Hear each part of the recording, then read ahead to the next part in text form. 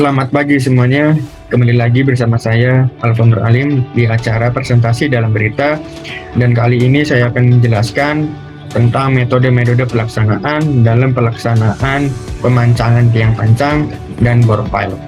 Pekerjaan persiapan. Yang pertama, melakukan pengetesan terhadap tanah di lokasi rencana fondasi untuk mengetahui jenis tanah dan kedalaman lapisan tanah yang keras. Yang kedua, menghitung struktur fondasi tiang pancang sehingga dapat ditentukan kebutuhan ukuran tiang pancang, spesifikasi material dan kedalaman tiang pancang sehingga kuat untuk menahan beban bangunan yang disalurkan ke titik perhitungan. Yang ketiga, produksi tiang pancang dapat dilakukan di pabrik dengan spesifikasi sesuai perhitungan, kemudian dikirim ke lokasi proyek menggunakan kendaraan truk besar. Yang keempat, menentukan alat pancang. Yang kelima, rencanakan set tiang final untuk menentukan kedalaman mana pemancang tiang dapat dihentikan berdasarkan data tanah dan data jumlah pukulan terakhir atau final set. Yang keenam, rencanakan urutan pemancangan dengan pertimbangan kemudahan manuver alat. Lokasi stok material ditempatkan sedekat mungkin dengan lokasi pemancangan. Yang ketujuh, tentukan letak titik tiang pancang dengan teodolit dan tandai dengan patok. Yang kedelapan, membubuhi tanda tiap tiang pancang yang harus dibubuhi tanda serta tanggal saat tiang tersebut dicor. Titik-titik angkat yang tercantum pada gambar harus dibubuhi tanda dengan jelas pada tiang pancang. Untuk mempermudah perekaan, maka tiang pancang diberi tanda setiap 1 meter. Yang terakhir, pengangkatan atau pemindahan tiang pancang harus dipindahkan atau diangkat dengan hati-hati guna menghindari retak maupun kerusakan lain yang tidak diinginkan. Proses pemancangan. Yang pertama, alat pancang ditempatkan sedemikian rupa sehingga seperti palu jatuh pada titik pancang yang telah ditentukan. Yang kedua, tiang angkat pada titik angkat yang telah disediakan pada setiap lubang. Yang ketiga, tiang di samping didirikan memimpin dan kepala tiang dipasang pada helm yang dilapisi kayu sebagai pelindung dan pegangan kepala tiang. Yang keempat, ujung bawah tiang didudukan secara cermat di atas patok pancang yang telah ditentukan. Selanjutnya, penyetelan vertikal tiang dilakukan dengan mengatur panjang backstay sambil diperiksa dengan waterpass sehingga diperoleh posisi betul-betul vertikal. Sebelum pemancangan dimulai, bagian bawah tiang diklaim dengan center gate pada driving led agar posisi tiang tidak bergeser selama pemancangan, terutama untuk tiang batang pertama. Selanjutnya, pemancangan dimulai dengan mengangkat dan menjatuhkan palu secara kontinu ke atas helm yang terpasang di atas kepala tiang. Quality control. Yang pertama, untuk kondisi fisik tiang, seluruh permukaan tiang tidak rusak atau retak. Umur beton memenuhi syarat dan kepala tiang tidak boleh mengalami keretakan selama pemancangan. Untuk toleransi, vertikalisasi tiang diperiksa secara berkala selama proses pemancangan berlangsung. Penyimpangan arah vertikal dibatasi tidak lebih dari 1:75 dan penyimpangan arah horizontal dibatasi tidak lebih dari 75 mm. Untuk penetrasi, tiang sebelum dipancang harus diberi tanda pada setiap setengah meter di sepanjang tiang untuk mendeteksi per setengah meter. Dicatat jumlah pukulan untuk penetrasi setiap setengah meter. Untuk set final, pemancangan baru dapat dihentikan apabila telah dicapai set final sesuai perhitungan. Pekerjaan persiapan. Pekerjaan persiapan merupakan tahap penentuan titik-titik bor. Menentuan titik bor berdasarkan gambar denah fondasi yang telah direncanakan. Surveyor menentukan titik-titik yang akan dibor sesuai dengan arahan dari pelaksana. Selain ditentukannya titik bor, ditentukan pula titik bantu yang berguna untuk pemasangan temporary casing pada pengeboran dengan alat boring. Titik madu ini biasanya sebanyak 4 titik dengan jarak 1 meter dari titik bor yang posisinya tegak lurus satu sama lain. Pekerjaan persiapan pengeboran. Setelah penentuan titik bor, pelaksana dan operator mesin bor melakukan pemeriksaan pada tanah sekitar titik bor untuk kemudian dipasang landasan atau plat untuk tempat berpijak mesin bor. Landasan atau plat juga berfungsi untuk meratakan tanah dari elevasi tanah yang beragam. Sedangkan pada RCD, plat dipasang sebelum alat diletakkan di atas daerah yang akan dibor. Kemudian dilakukan pemindahan mesin bor dan perlengkapan bor seperti auger bucket, cleaning bucket, dan lainnya ke tempat yang telah direncanakan. Setelah itu dilakukan penyesuaian posisi mesin bor agar posisinya horizontal. Untuk mengetahui posisi horizontal tersebut, biasanya digunakan waterpass pada bagian body crane dekat mesin bor. Pada pengeboran awal, seharusnya mata bor yang digunakan adalah auger, dan pengeboran lebih dalam dilanjut dengan drilling bucket.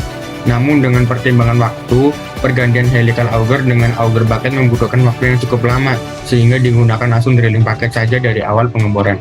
Pengeboran awal ini dilakukan hingga kedalaman 2 meter, dan harus dilakukan dengan teliti dan hati-hati.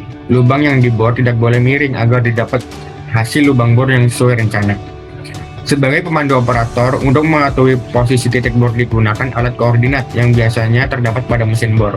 Untuk mengetahui posisi mesin bor sendiri, biasanya operator menggunakan titik bantu yang telah dipersiapkan sebelumnya, sehingga ketika badan mesin bor berputar, untuk membuang tanah hasil pengeboran, mesin bor dapat kembali ke tempat awal. Pemasangan temporary casing. Setelah dilakukan pengeboran awal, kemudian dilakukan pemasangan temporary casing dengan bantuan kren untuk menyesuaikan posisi casing tersebut. Temporary casing ini dilengkapi dengan 2 lubang pada kiri dan kanannya yang berfungsi sebagai tempat pengait kran masuk. Pengeboran lanjutan.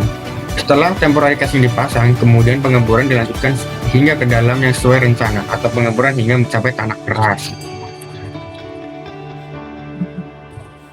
Setelah pengecekan selesai, keranjang besi dipindahkan ke dekat lubang bor dan diletakkan di atas sebuah tumpuan yang menjadikan keranjang besi tidak menyentuh tanah. Pengangkatan keranjang besi pun harus teliti agar mengurangi deformasi yang terjadi sehingga mempermudah proses instalasi. Instalasi keranjang besi. Apabila keranjang besi lebih dari 12 meter, untuk mempermudah pekerjaan dibuat menjadi 2 sesi dengan menggunakan kren. Keranjang besi pertama dimasukkan terlebih dahulu ke dalam lubang bor dengan kedalaman tertentu dengan cara mengaitkan saling dan stakel pada titik angkat keranjang besi yang telah diperhitungkan bebannya sebelumnya. Setelah keranjang besi pertama masuk ke dalam lubang, kemudian diganjel dengan cara dikaitkan pada casing. Langkah berikutnya, mengangkat bagian keranjang besi berikutnya dengan menggunakan kren dan diletakkan di atas keranjang besi pertama yang telah diganjal sebelumnya. Kemudian dilakukan penyambungan antara keranjang besi pertama dan keranjang besi kedua dengan menggunakan las. Setelah kedua keranjang besi tersambung, keranjang besi kemudian diturunkan kembali hingga mencapai kedalaman rencana. Lalu bagian atas keranjang besi dikaitkan kembali dengan casing yang berguna untuk menahan keranjang besi pada kedalaman yang diinginkan untuk selanjutnya dilakukan pengerjaan pengecoran.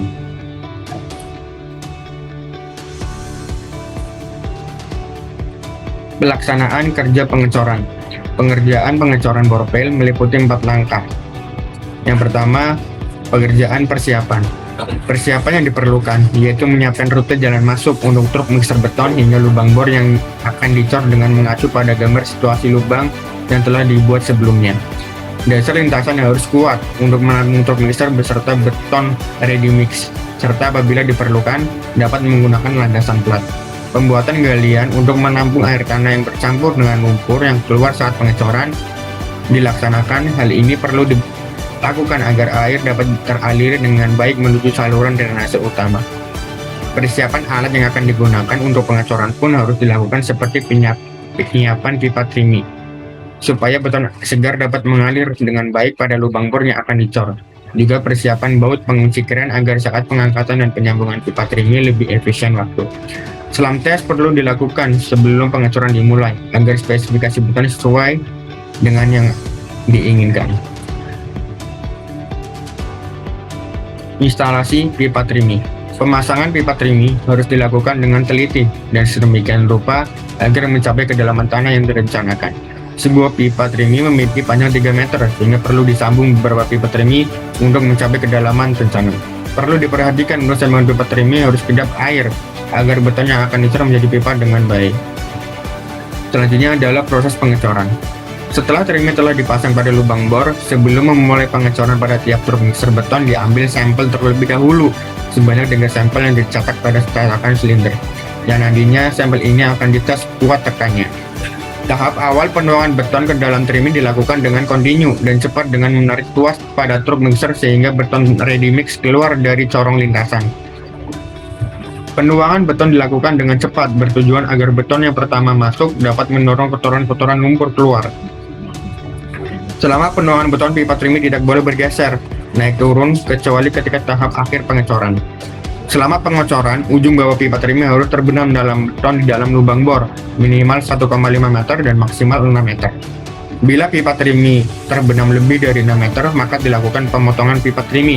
Pengacoran dilakukan hingga beton mencapai out of level dan ditambah dengan toleransi yang telah disepakati sebelumnya, yaitu sekitar 1 meter. Yang terakhir adalah pencabutan temporary casing. Setelah pengecoran selesai, dilakukan pencabutan casing sementara atau temporary casing dengan cara mengaitkan lubang pada kedua sisi casing dengan pengunci pada kren. Kemudian diangkat dengan hati-hati agar posisi casing tidak miring saat dicabut, dan proses pengecoran borpil pun selesai.